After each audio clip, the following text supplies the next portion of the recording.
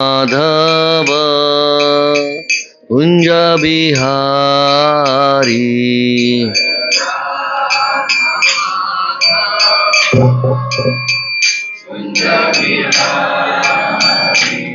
जय राधा माधव कुंज बिहारी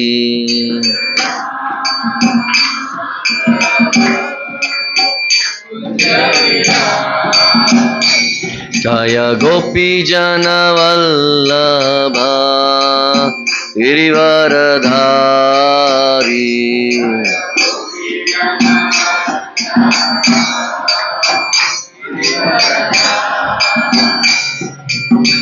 यशोदानंदन व्रज जन रंजन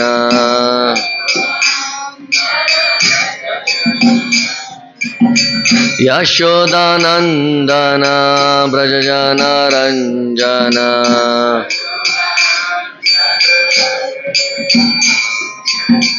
यमुना तीरा वनचारी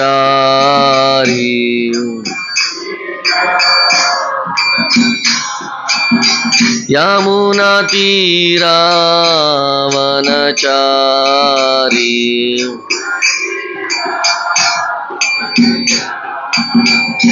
जय राधा माधव कुंज बिहारी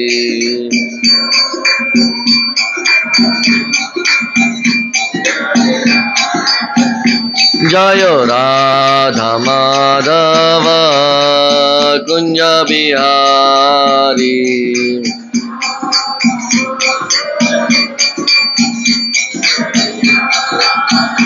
जय राधा गोपीनाथ राधा गोपीनाथ राधे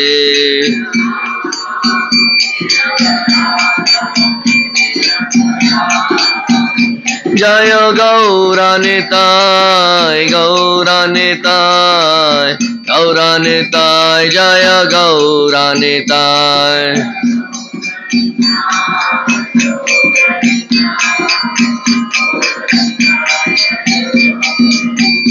जय जय प्रभुपाद प्रभुपाद प्रभुपाद जय जय प्रभुपाद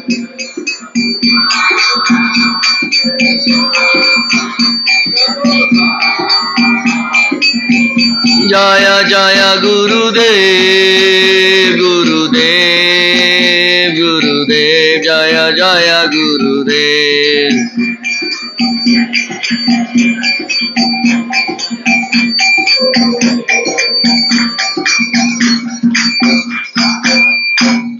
जय ओम विश्वपाद परमहंस परिजकाचार्य अष्टो श्री श्रीमद AC भक्तिवेदांत स्वामी श्रील प्रभुपाद की जय ओम विष्णुपाद परमहंस परिजकाचार्य अष्टो श्री श्रीमद भक्ति सिद्धांत सरस्वती ठाकुर श्रील प्रभुपाद की नामाचार्य हरिदास ठाकुर की प्रेम से बोलो जय श्री कृष्ण चैतन्य प्रभु नित्यानंद श्री अद्वैत गदाधार शिवासदि गौर वृंद की वृंदावन धाम की मायापुर जगन्नाथपुरी धाम की समस्त गौर वृंद की all glories to assembled devotees, all glories to assembled devotees, all glories to assembled devotees, all glories, all glories, all glories to Shri Guru and Gauranga.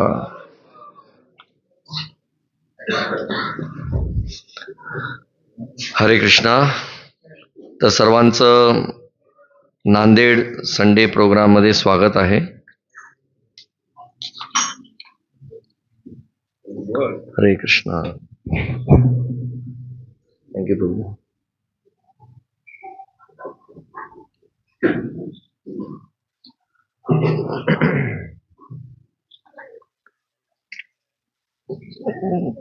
तर आज आपण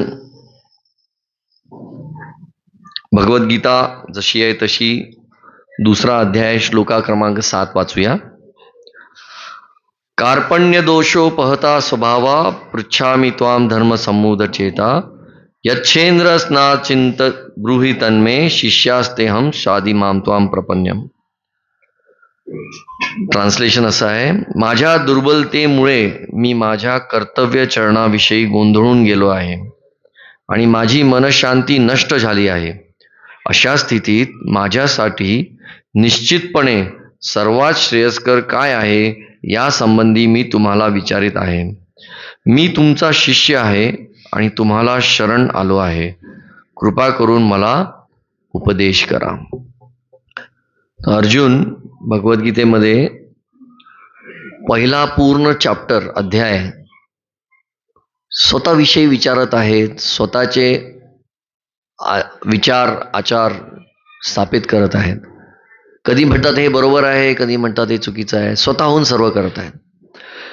पण जेव्हा अध्याय 2 श्लोक क्रमांक 7 येतो तेव्हा ते काय म्हणतात आहे की माझ्या दुर्बलतेमुळे मी माझ्या कर्तव्य चरणाच्या विषयी गोंधळून गेलो आहे.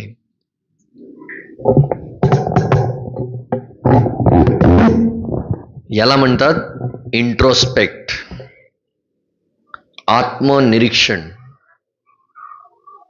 अर्जुनाने आत्मनिरीक्षण केलेलं आहे, पण आपण आपल्या जीवनात आत्मनिरीक्षण करतो का, हा प्रश्न आपण विचारायला पाहिजे.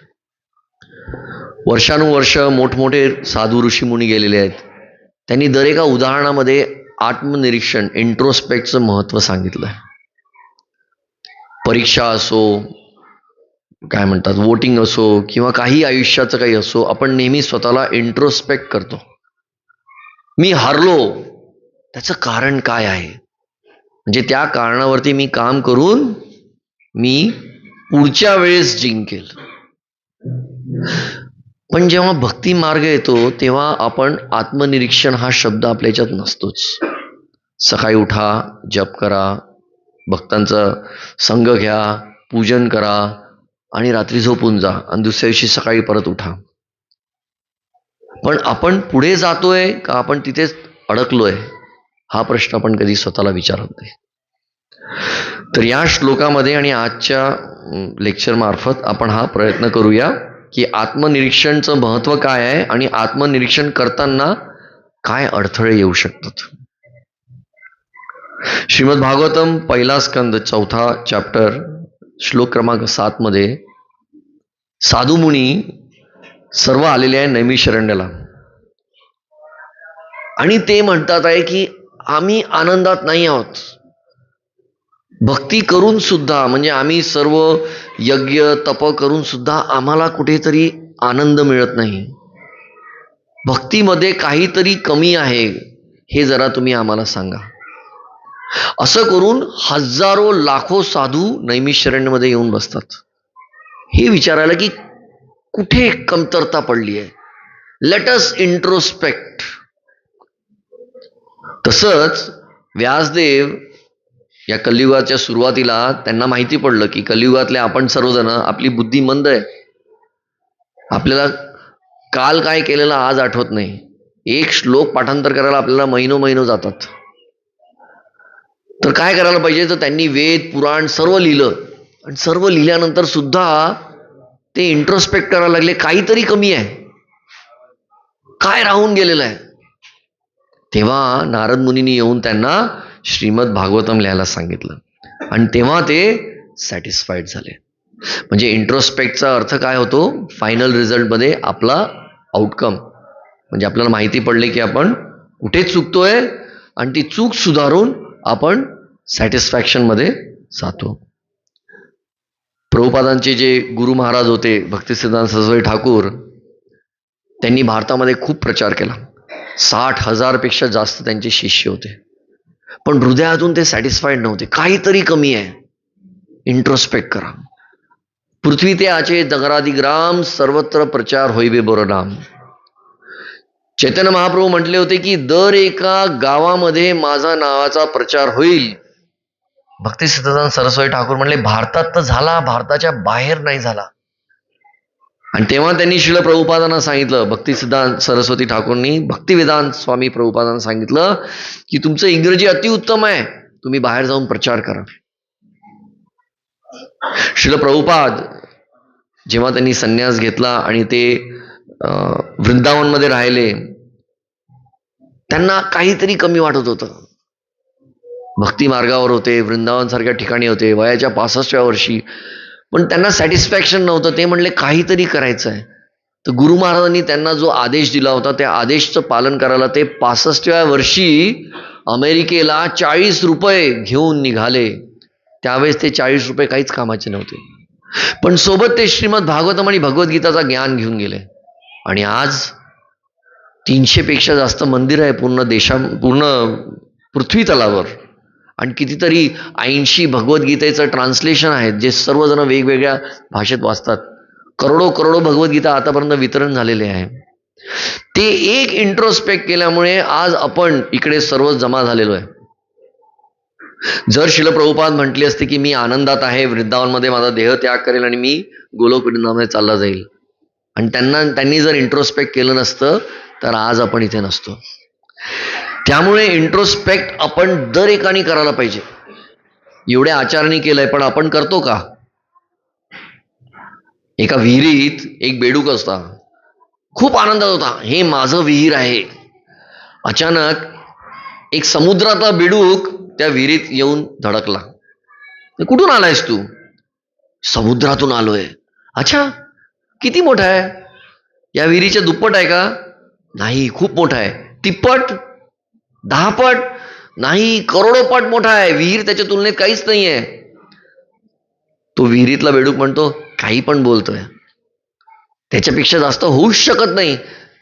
कारण त्यांनी कधी इंट्रोस्पेक्ट केलं नसते, स्वतः विचार केला नसतो. त्याची बुद्धी तेवढीच असते आणि तो त्याच्यातच विचार करतो. आपण सर्व ते बेडूक आहोत. जप करायचा, भक्तांच्या संघात राहायचं, पण आपण इंट्रोस्पेक्ट करायला पाहिजे की मी बरोबर मार्गावर पुढे चाललोय का? माझी भक्ती पुढे चालू आहे का नाही? हे फार महत्वाचं आहे. आपण खूप छान कीर्तन करतो, छान लेक्चर देतो, प्रसाद ग्रहण करतो, आनंदाने एकमेकांना भेट करतो, पण आपल्या हृदयात परिवर्तन होते की नाही हे आपण कधी आपल्याला विचारलं का? श्रील प्रभुपाद म्हणतात, हे पूर्ण जग चीटर्स आणि चीटेडनी भरलंय. तुम्ही कोणत्याही साधूकडे जा, ते म्हणतील, हा हे जप करा, मला डोनेशन द्या आणि तुम्ही सुख समृद्धी में राहो, बस. इंट्रोस्पेक्शन हा शब्द श्रील प्रभुपादांनी आपल्या आयुष्यात काढलाय. त्यांनी आपल्याला सांगितलंय की भक्ती मार्गावर आपण पुढे चाललोय, तर आपण ऍक्च्युअली पुढे चाललोय का आपण तिथेच अडकलोय, हे महत्वाची गोष्ट आहे. भक्ती मार्ग म्हणजे काय? स्वतः सुंदर तिलक, अरे तुम्ही किती छान तिलक लावताय, तुमची कंठीमाळा किती छान आहे, ते भक्ती मार्ग नाहीये ना. हत्तीचे दिखाने के दात अलग और खाने के दात अलग. हु आर वी चीटिंग? मी जरी तुम्हाला सर्वांना सांगितलं मी एवढा मोठा भक्त आहे, पण माझ्या हृदयात जे परमात्मा आहे त्यांना माहिती आहे माझी लायकी काय आहे. मला स्वतःला माहिती आहे माझी लायकी काय आहे. मी सर्वांना चीट करू शकतो, पण माझ्या हृदयातला भगवंतांना चीट नाही करू शकत. मी स्वतःला चीट नाही करू शकत. त्यामुळे आपण विचार करायला पाहिजे की मी माझ्या भक्ती मार्गावर पुढे चाललोय की नाही चाललो, माझं आयुष्य काय चालू आहे. मला आठवतंय 1999 मध्ये मी सुरुवातीला भक्ती मार्गावरती चालू केलं, पदार्पण केलं, आणि माझ्या मित्रांनी सांगितलं की कांदा लसूण खायचा नाही, आणि पोहे मला फार आवडायचे. तर मी विचार केला, आता पोहे खायचे तर आहे पण कांदा खायचा नाही. तर शेषशाही प्रभू पण माझ्यासोबत होते. तर तेव्हा मी काय करायचो, कांद्यामधून छोटे छोटे पोह्यामधून छोटे छोटे कांदे काढायचो, बाजूला ठेवायचो. तर माझा मित्र होता साक्षी गोपाल, माझा क्लासमेट, तो म्हटलं, सुनील काय करतोय तू हे? तर मी म्हटलं, मी भगवंतांना दाखवतोय की मी थोडा प्रयत्न करतोय, कारण मला नाश्ता करायचा आहे. खाल्लं नाही आणि मी हॉस्पिटलला गेलो तर मला इन्फेक्शन होऊ शकते. तर तो म्हटलं, भगवंतांनी तुझं ऐकलं, आणि त्यांनी मग एक नवीन पदार्थ मला दिला, तो म्हणजे मेदूवडा आणि पाव. तेव्हा वडापाव माझा फेवरेट होता, पण त्यात कांदा असल्यामुळे खाऊ शकलो नाही. तर त्यावेळेसपासून आजपर्यंत तो मेदूवडा पाव माझा फेवरेट आहे. माझ्या मुलांना पण माहिती आहे की पप्पांना मेदूवडा आवडतो. कशामुळे? कारण त्यावेळेस मी इंट्रोस्पेक्ट केलं की मला इच्छा आहे भगवंतांना दाखवायची, काहीतरी करायची, मला भक्ती मार्गावर पुढे जायचं, पण हा कांदा अडथळा आहे. मी फक्त कांदा काढून दाखवला आणि मला एक नवीन मेनू डिश एका भक्तांनी आणून दिलं. तर आपलं महत्वाचं हे आहे की आपण इंट्रोस्पेक्ट हा शब्द आपल्या भक्ती मार्गावर आणणं गरजेचं आहे. चैतन्य महाप्रभू जेव्हा साऊथ इंडियामध्ये गेले होते, चालता चालता ते एका गावात पोहोचले. तिथे मोठमोठे ब्राह्मण होते, जे त्यांचे पाठांतरी श्लोक होते आणि ते श्लोक एकामागे एक म्हणायचे, सर्व खुश व्हायचे. आणि तिथे एक ब्राह्मण होता, त्याला साऊथ इंडियन ब्राह्मण असं नाव दिलेलं आहे. त्याला श्लोक वाचताही येईना. कसा बसा तो श्लोक वाचायचा आणि त्याच्या डोळ्यातून सतत पाणी पडायचं. आणि सर्व मोठे मोठे ब्राह्मण त्याच्यावर हसायचे, काय ब्राह्मण आहे, तुला एक श्लोक म्हणता येत नाही. चैतन्य महाप्रभूंचं लक्ष गेलं त्यांच्याकडे आणि चैतन्य महाप्रभू म्हटले, काय करतोयस तू? ते म्हटले, गुरु महाराजांनी मला सांगितलं, त्यांनी मला आज्ञा दिली की मी हे दररोज श्लोक भगवद्गीतेचे वाचायचे. माझं संस्कृत चांगलं नाहीये, पण तरी मी माझ्या गुरूंच्या आनंदासाठी हे करतोय. पण मग तू रडतो कशाला आहे? ते श्लोक वाचता वाचता जेव्हा मी भगवद्गीतेचा पहिला पाठ बघतोय, परमपुरुषोत्तम भगवान कृष्ण जे आहे ते अर्जुनाचे सारथी आहेत. आता आपण पण टॅक्सी आणि रिक्षामध्ये असतो, म्हणतो भाई साहब राईट लीजिए, लेफ्ट लीजिए, सीधा चलिए. त्यात काय मोठी गोष्ट आहे? पण जेव्हा रथाचा सारथी होतात आणि युद्ध चालू असते, तेव्हा आवाज जात नसतो. तेव्हा अर्जुन कृष्णाला राईट साईडला लाथ मारतो, मग कृष्ण राईट टर्न घेतो. लेफ्ट साईडला लाथ मारलं तर लेफ्ट टर्न घेतो, सरळ लाथ मारलं तर सरळ जातो. म्हणजे परमपुरुषोत्तम भगवान कृष्ण जे आहेत ते त्यांच्या भक्तांच्या पायाची लाथ खात आहेत. आणि ते पाहून माझ्या डोळ्यात अश्रू येते की किती प्रिय आहे अर्जुन कृष्णाला, की अर्जुनचे लाथ कृष्ण खात आहेत आणि त्यांच्या चेहऱ्यावर स्मित हास्य आहे. तेव्हा चैतन्य महाप्रभूंना सांगितलं की जे सर्व ब्राह्मण आहे, सो कॉल्ड ब्राह्मण, जे मोठे मोठे श्लोक पाठांतर केलेले आहे, त्यांनाही त्याचं भाव कळला नाही जो तुम्हाला कळला. आणि त्या ब्राह्मणासोबत चैतन्य महाप्रभू 4 महिने चातुर्मासमध्ये राहिले त्यांच्यासोबत. परमपुरुषोत्तम भगवान कृष्ण जे 500 वर्षापूर्वी चैतन्य महाप्रभूंच्या स्वरूपात आले, ते त्यांच्यासोबत राहिलेत. कशामुळे? कारण भगवंत भावग्राही आहे, ते आपल्या भावना जाणतात. जोपर्यंत आपण हृदयातले भावना आपण व्यक्त करू भगवंतांना, तेव्हा भक्त आपल्याकडे येतील. ना केवळ फक्त पूर्ण श्लोक पाठांतर केलेले आणि आपण मस्त मोठमोठ्याने बोलू, नाही. आपलं आणि भगवंतांचं प्रेम किती आहे त्याच्यावर आपलं हे सर्व आधारित असते. तर इंट्रोस्पेक्ट का करायला पाहिजे? एक छोटंसं उदाहरण दिलेलं आहे. एक बोटमॅन असतो, तो नाव चालवतो, तो रात्री बसतो, नाव चालवतो चालवतो चालवतो, सकाळी उठला तर नाव तिथेच आहे. तर त्याच्या बसलेले लोक म्हणतात, अरे नाव तिथेच आहे, तू करतो काय? मी तर चालवतोय, हे बघा अजूनही चालवतोय. पण ते नावाचं जे लंगर असते ते त्या काळाला विसरला. लंगर तिथेच अडकलेला आहे आणि तो नावच चालवतोय, तो तिथेच राहिला.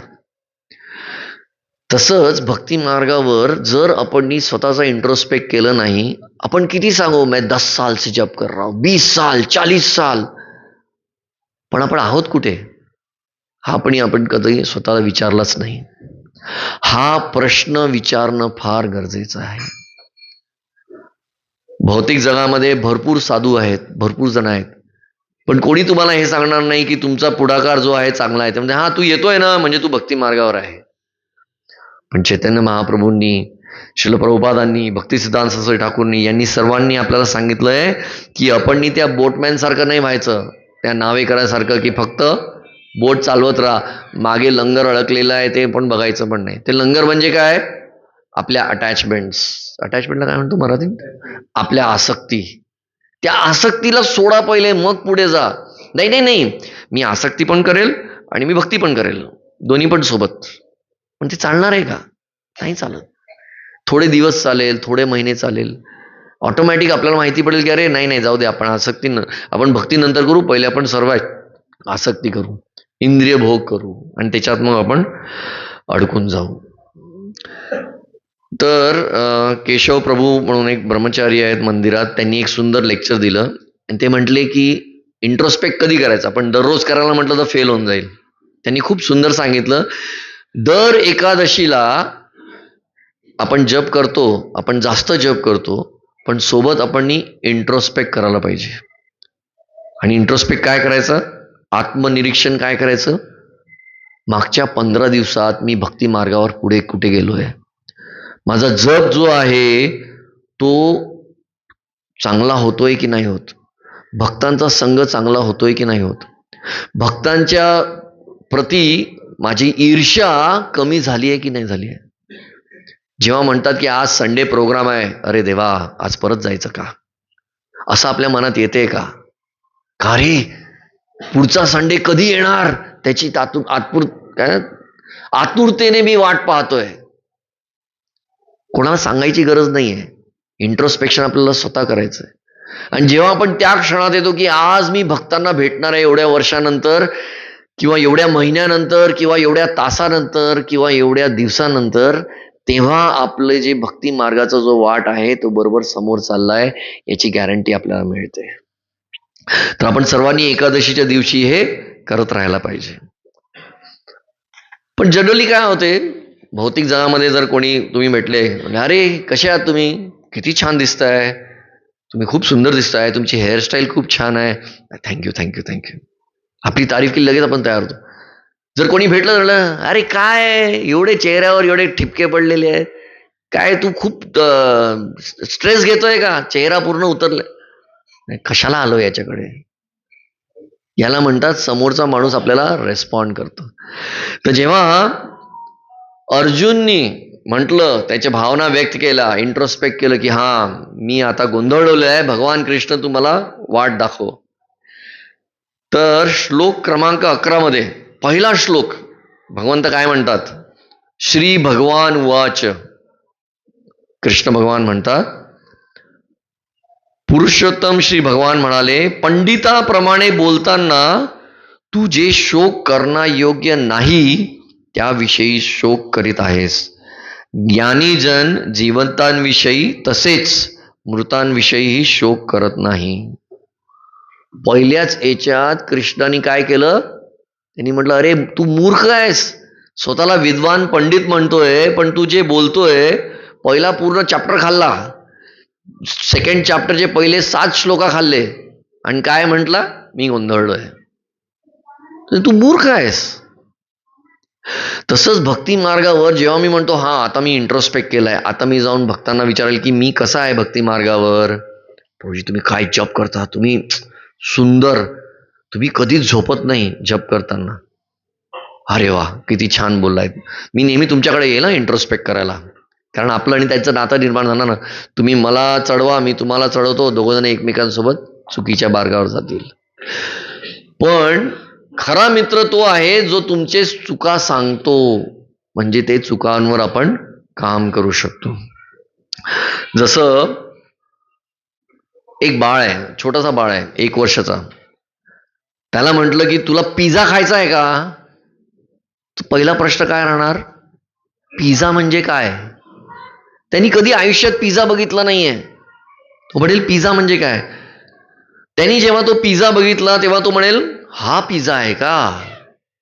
मग पुढच्या वेळेस जेव्हा तो 2 वर्ष 3 वर्ष 4 वर्षाचा होईल आणि जेव्हा तो बघेल मला तो पिझ्झा हवाय, पहिल्यांदा त्यांनी ओळखलं नाही, पण नंतर त्यांनी ओळखलं.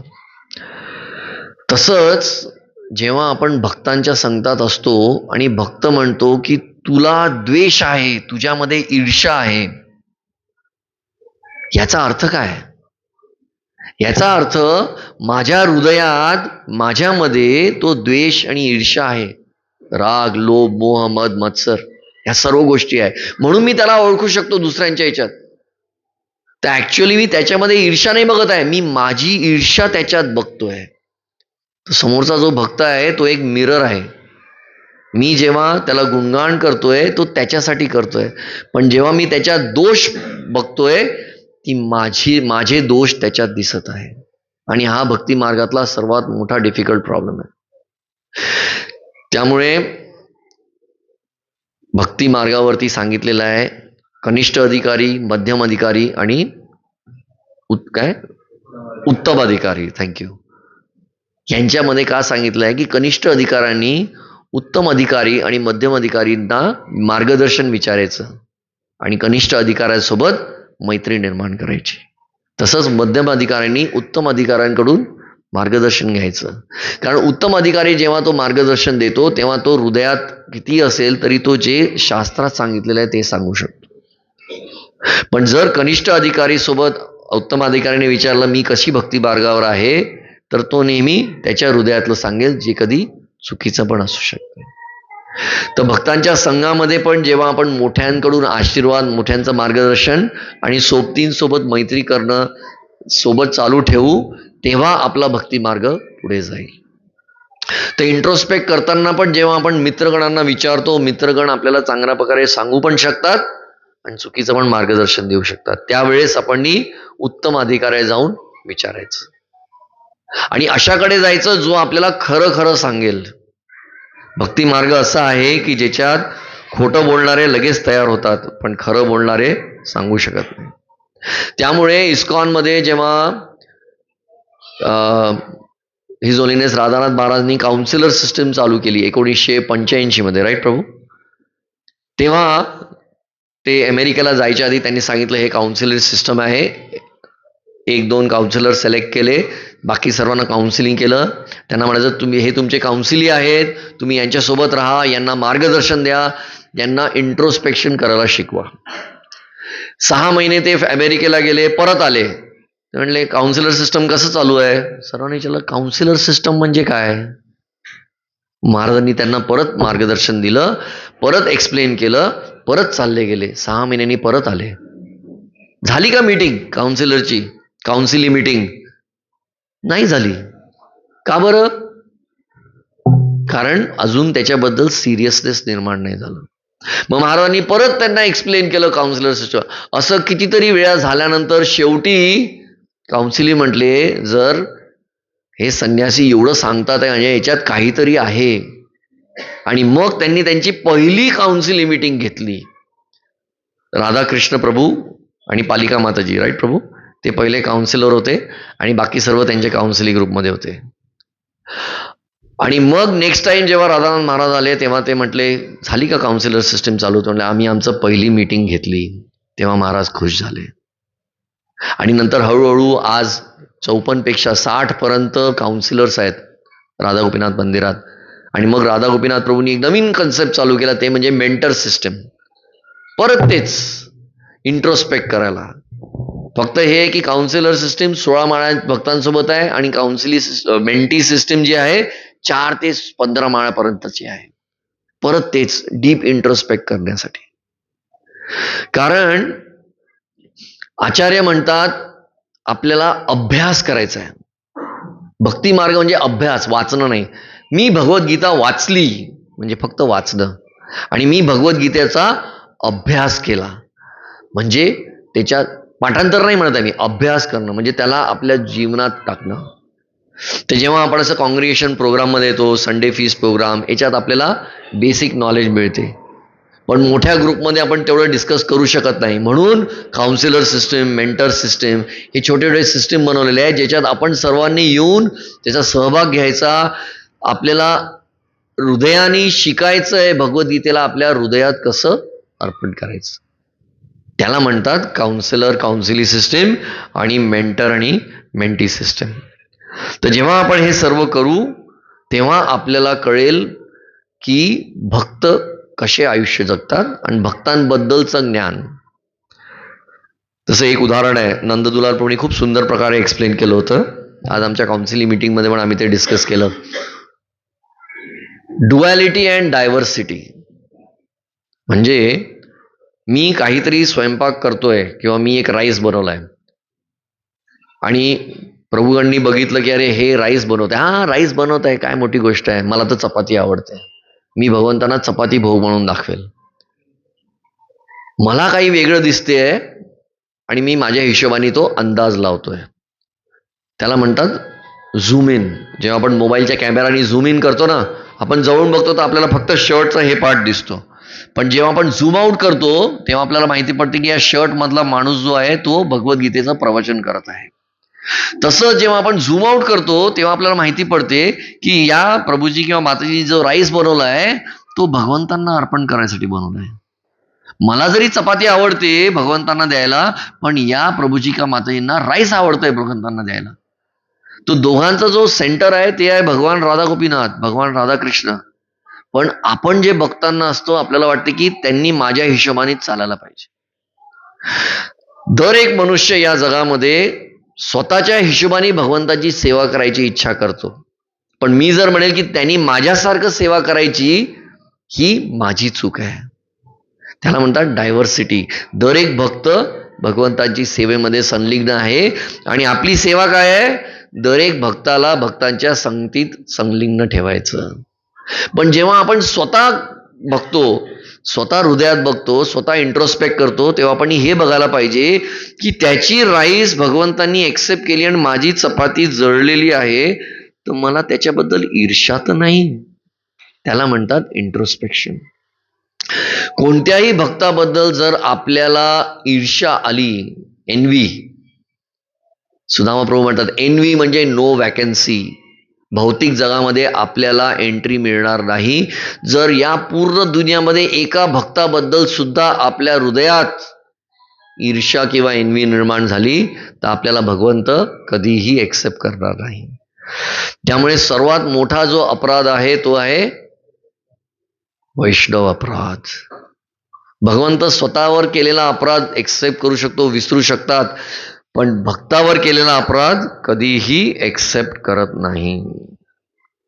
त्यामुळे कृष्णाने अर्जुनाला म्हटलंय की तू पंडितासारखा बोलतोय, पण तू पंडित नाही आहे. तसंच भक्ती मार्गामध्ये भरपूर भक्त येतील, ते त्यांच्या हिशोबाने आपल्याला सांगतील. आपल्याला वाटेल की त्यांनी माझ्यासारखं वागायला पाहिजे, पण ते वागत नाहीये. मॅनेजमेंट लेवलवर असेल ती गोष्ट वेगळी आहे, पण जेव्हा आपण भक्ती मार्गावर असतो तेव्हा आपण फार काळजीपूर्वक विचार करायला पाहिजे. आणि सर्वात महत्वाचं म्हणजे all is for the best. जो भक्त जे काही करतो तो बेस्ट आहे. ते मला नाही दिसून येत, पण ते भगवंतांना दिसून येते. जशी एक सुंदर कथा आहे अकबर आणि बिरबलची. एकदा सब्जी काटताना अकबरचं बोट कापल्या जाते, अंगठा. तर बिरबल म्हणतो ऑल फॉर दी बेस्ट, जे होते चांगल्यासाठी होते. अकबरला राग येतो, माझं बोट कापलं आणि तू असा म्हणतो, याला जेलमध्ये टाकून द्या. तर त्याला जेलमध्ये टाकून देतात. अकबर जंगलात जातो हंटिंग करायला. तेव्हा काही माणसं खाणारे लोक, त्यांना कॅनेबल म्हणतात, त्यांनी अकबरला पकडलं आणि ते त्याचा बली देणार होते. तेव्हा अचानक तिचा जो लीडर होता त्यांनी बघितलं की अकबरचा अंगठा कापलेला आहे. तो म्हटलं अरे, आपल्याला कोणाचं बली द्यायचं असते तर पूर्ण माणसाचं द्यायचं असते, असं अर्धवट माणसाचं नाही द्यायचं. त्यांनी सोडून दिलं. अकबर धावत धावत आला, लगेच बिरबलला सोडवलं. ते म्हटले तू म्हटलं ते बरोबर म्हटला, जर माझं बोट कापल्या गेलं नसतं तर आज मी मृत्यूच्या शय्येवर असतो. ते म्हणले ऑल फॉर दी बेस्ट, जे होते चांगल्यासाठी होते. तर अकबर म्हटला माझं तर ठीक आहे, पण मी तुला जेलमध्ये टाकलं हे कसं काय ऑल फॉर दी बेस्ट? ते म्हणले जर तुम्ही मला जेलमध्ये नसतं टाकलं तर मी तुमच्यासोबत आलो असतो, आपल्या दोघांना पकडलं असतं. माझं तर बोट कापलं नाहीये, तुम्ही सुटून गेला असता आणि माझा बली गेला असता. तसंच भक्ती मार्गामध्ये आपल्याला कधी वाटतं की I am the best, what I say is the best and what I do is the best. या गोष्टीच्या बाहेर निघून दर एक भक्त जे काही करतोय ते भगवंतांच्या आनंदासाठी आहे, हा विचार करायचा. एकदा एक असाच श्रीमंत गर्विष्ठ माणूस जगन्नाथपुरीमध्ये गेला आणि जगन्नाथपुरीमध्ये अनलिमिटेड भोग चालू असते आणि जगन्नाथजी आणि पंडाचं एक वेगळंच नातं असते. तर त्यांनी आहे ना पंडाला चॅलेंज दिलं की मी 1 करोड रुपये द्यायला तयार आहे, 1 करोड. पण त्या 1 करोड रुपयामध्ये, हे मला वाटतं 100 वर्ष आधीची गोष्ट आहे, म्हणजे तेव्हाचे 1 करोड विचार करा किती असेल. या 1 करोड रुपयामध्ये तुम्हाला जगन्नाथजीला फक्त एक नैवेद्य द्यायचा आहे, एक. इनडायरेक्टली त्यांनी भगवान जगन्नाथजीला चॅलेंज केला. पण पंडा लोक म्हटले की ठीक आहे, बघूया, तुम्ही उद्या या. मग त्या दिवशी जो सर्वात मोठा सिनियर बोस पंडा होता तो गाभाऱ्यात झोपला. जेव्हा पण त्यांना काही प्रॉब्लेम येते ते गाभाऱ्यात झोपतात आणि जगन्नाथजीला प्रार्थना करतात की आम्हाला मार्गदर्शन द्या. तर त्यांच्या स्वप्नात रात्री जगन्नाथजी आले, मला आठवत नाही, पण ते म्हटले की मला 1 पान द्या. आता 1 पान 1 करोड रुपयाचं तर होत नाही, मोतीचूर पान. त्या पानमध्ये एक असा मणी असायला हवा आहे जो हजारो हत्तीच्या पैकी फक्त एका हत्तीच्या डोक्यात असतो. तो मणी काढून त्या पानमध्ये द्या. पंडा खुश झाला. नेक्स्ट डे हा गर्विष्ठ माणूस आला आणि म्हटला, सांगा काय द्यायचं आहे. म्हणे एक पान. बस एक पान. तुमच्या जगाने दिलं 1 करोडचं पान कुठे येते. पण त्यांनी जेव्हा डिस्क्राईब केलं तो मोतीचूर पान, तर मोती असायला पाहिजे त्याच्यात, मग तेव्हा त्यांनी नतमस्तक केलं. भगवंता मला माफ करा, मी तुमची परीक्षा घ्यायला निघालो. त्यामुळे दर एका भक्ताचं भगवंतांची एक वेगळं नातं आहे. 99 मध्ये पत्री प्रभू म्हणून रशियामधून आले होते डिवोटी आमच्या ग्रँड मेडिकल कॉलेजमध्ये, आणि त्यांनी एक लेक्चर दिलं आणि ते म्हटले की जर भगवंतांनी रिव्हील केलं तुमच्या बाजूला बसलेल्या भक्ताचं नातं काय आहे भगवंतांशी, तुम्ही तत्क्षणिक बेशुद्ध व्हाल. Every devotee is important for Krishna. आपलं नातं जे भगवंताची आहे ते फार महत्वाचं आहे. त्यामुळे दर एक भक्त, मी पतित आहे पण बाकी सर्व तुम्ही भक्त आहात, या धारणेने जेव्हा आपण आपल्या भक्ती मार्गावर जातो तेव्हा आपली भक्ती परिपूर्ण होते आणि ती भगवंतांना आनंद देते. कारण काही झालं तरी आपल्याला एक लक्षात ठेवायचं की आपल्याला भक्ती मार्गामध्ये भगवंतांच्या घरी नेणारा एक भक्तच असणार आहे. कसं? मी जेव्हा भक्ती मार्गावर आलो, साक्षी गोपालनी मला भक्ती मार्गावर आणलं. मी त्याला विचारलं काय करू मी, तर तो म्हटला जसं मी तुला भक्ती मार्ग दिलाय तसं तू कोणाला तरी दे. त्याचं महत्व काय आहे? त्याचं महत्व हे आहे की जो भक्त भगवत धामाच्या द्वारवर जाईल आणि भगवंत विचारेल की काय पाहिजे तुला, तो म्हणेल की या भक्तानी मला भक्ती मार्गावर आणलंय, तुम्ही त्याला आतमध्ये येऊ द्या, तर लगेच आपल्याला एंट्री मिळेल. आपण किती भक्ती करू आपल्याला एंट्री नाही आहे, पण आपण एका भक्ताला भक्ती मार्गावर आणून तो भक्त जेव्हा आपलं रेकमेंडेशन करेल त्याला एंट्री मिळते. जर तुम्ही इथे सुंदर उदाहरण बघता राधा गोपीनाथचं. राधा राणी अशी उभी आहेत का बरं? ते कृष्णाला अर्पण करत आहे. काय अर्पण करत आहे? हार नाही, आपल्या सर्वांना. त्या हार मधले जे छोटे छोटे फुलं आहेत ते सर्व आपण भक्तगण आहोत. आणि जेव्हा आपण कृष्णाकडे जातो की कृष्णा मला एक्सेप्ट कर, तर कृष्ण काय म्हणतात? सर्व धर्मान परित्यज्य माम एकम शरणम व्रज अहम त्वाम सर्व पापेभ्यो मोक्षयिष्याम्येव शुच. पहिले तुम्ही हे करा, हे करा, हे करा, हे करा, मग मी तुम्हाला एक्सेप्ट करेल. आणि जसं राधा राणी कृष्णाला म्हणते या भक्ताला एक्सेप्ट करा, एक प्रश्न पण न विचारता कृष्ण एक्सेप्ट करतात. म्हणून आपण नेहमी राधाराणीला प्रार्थना करायला पाहिजे की आम्हाला तुम्ही कृष्णाच्या सुपूर्द करा. तसंच जेव्हा आपण भक्तांच्या संघात असतो तेव्हा आपण भक्तांच्या मार्गे राधा आणि कृष्णाकडे जायला पाहिजे, तेव्हाच आपली भक्ती पूर्णमय होते. त्यामुळे सारांशमध्ये इंट्रोस्पेक्ट करणं, आपण स्वतःला काय म्हणतात त्याला आत्मनिरीक्षण करणं सुरुवात करायला पाहिजे दर एकादशीच्या दिवशी. आणि भक्तांच्या संघामध्ये राहून भक्तांचं महत्त्व समजून भक्तांना प्रेरित करणं ही आपली जिम्मेदारी आहे. आणि उत्तम जे भक्त आहेत त्यांचं मार्गदर्शनाखाली आपण आपला भक्ती मार्ग चालू ठेवायला पाहिजे. हीच भगवंतांनी आपली प्रार्थना असायला पाहिजे. Thank you very much. हरे कृष्णा. श्रील प्रभुपाद की.